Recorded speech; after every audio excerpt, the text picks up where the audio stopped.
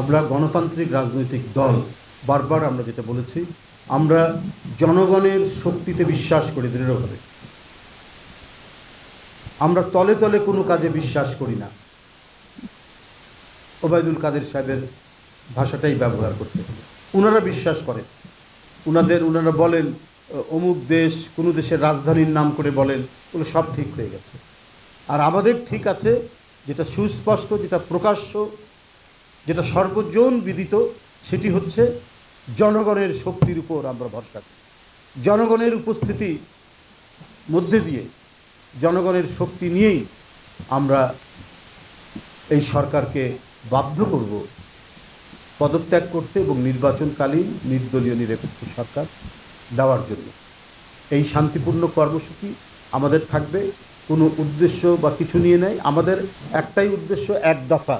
এই এক দফার যে ধারাবাহিক কর্মসূচি চলছে, সেই কর্মসূচিরই এটা ধারাবাহিকতা, এখানে অন্য কিছু নেই। আমাদের 18 তারিখে যে গেছে, কি বলে, যে সমাবেশ গেছে গতকালকে, এর মধ্যে আমাদের একটি হিন্দু সম্প্রদায়ের তাদের একটি প্রধান ধর্মীয় উৎসব দুর্গাপূজা। এই কারণে এই সময়টা তো নিশ্চয়ই আমরা সেই কর্মসূচি থেকে, অন্যান্য কর্মসূচি থেকে, বড় কোনো ধরনের কর্মসূচি থেকে আমরা এখান থেকে সরে এসেছি, কিন্তু আমাদের এই অব্যাহত আছে। এটা শেষ হলে পরেই আমাদের আরেকটি বড় সমাবেশ হবে। এর আগেও তো জাতীয় সমাবেশ হয়েছে, কি হয়েছে, সেরকম জাতীয় সমাবেশ হবে। ধন্যবাদ সবাইকে। তাই বন্ধুরা আমার, আজকে তারা যতই নিপীড়নের পথ অবলম্বন করুক, নির্যাতনের পথ অবলম্বন করুক, গায়েবী মামলা দিয়ে আমাদের নেতাকর্মীদেরকে গ্রেপ্তার করুক, বাসায় বাসায় আপনার গোয়েন্দা পুলিশ হানা দিচ্ছে, রাস্তাঘাট থেকে আমাদের নেতাকর্মীকে গ্রেপ্তার করছে। গতকালকের যে সমাবেশ, এটা হচ্ছে ঢাকা ভিত্তিক একটি সমাবেশ, ঢাকা মহানগরীর।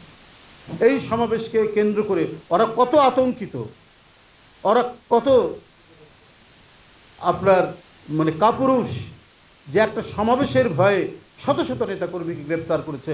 রুহুল কুদ্দুস তালুকদার দুলু, সাংগঠনিক সম্পাদক, এবং আবুল কালাম আজাদ, তাঁতি দলের আহ্বায়ক কেন্দ্রের, তাদেরকে সহ যুবদল, ছাত্রদল, বিএনপি, স্বেচ্ছাসেবক দল, কৃষক দল, শ্রমিক দল, কাউকে তারা বাদ রাখেনি। বিভিন্ন জায়গা থেকে তারা তুলেছে, বাস নিয়ে আসছে, বাসকে আটক করেছে গোয়েন্দা পুলিশ, অথবা ওই সংশ্লিষ্ট থানার পুলিশরা গিয়ে আটক করে তাদেরকে নামিয়ে নিয়ে গেছে, নামিয়ে নিয়ে থানার হাজত ধরে ফেলেছে। এটা ঢাকাকে কেন্দ্র করে আশেপাশে আপনার বিভিন্ন এলাকায়, কেরানীগঞ্জ, তারপরে সাভার, ধামরাই, ওদিকে গাজীপুর, টঙ্গী, বিভিন্ন এলাকায় তারা এই কর্মকাণ্ডগুলো করেছে। এই বিভৎস নিপীড়নের মাত্রা নামিয়ে নিয়ে এসেছিল আমাদের নেতাকর্মীদেরকে।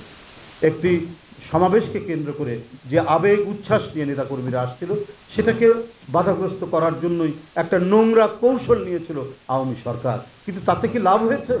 তাদের সকল নোংরা কৌশলকে উপেক্ষা করে জনতার ঢল গতকাল এসে পৌঁছেছিল নয়াপল্টনের কেন্দ্রীয় কার্যালয়ের সামনে।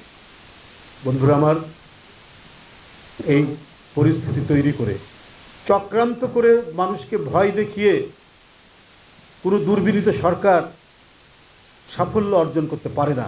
যদি পারতই, তাহলে পৃথিবীব্যাপী যারা স্বৈর শাসক, যারা নাৎসিবাদ কায়েম করেছিল, ফ্যাসিস্টবাদ কায়েম করেছিল, ফ্যাসিজম কায়েম করেছিল, যারা একদলীয় কর্তৃপক্ষ সেজেছিল, তাদের পতন হয়েছে। আপনার সাদ্দাম সহ বিভিন্ন দেশে পতন হয়েছে, আপনার হিটলারের পতন হয়েছে, মুসোলিনির পতন হয়েছে।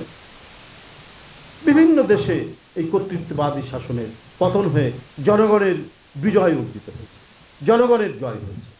বাংলাদেশেও সেই জনগণের জয় হবে।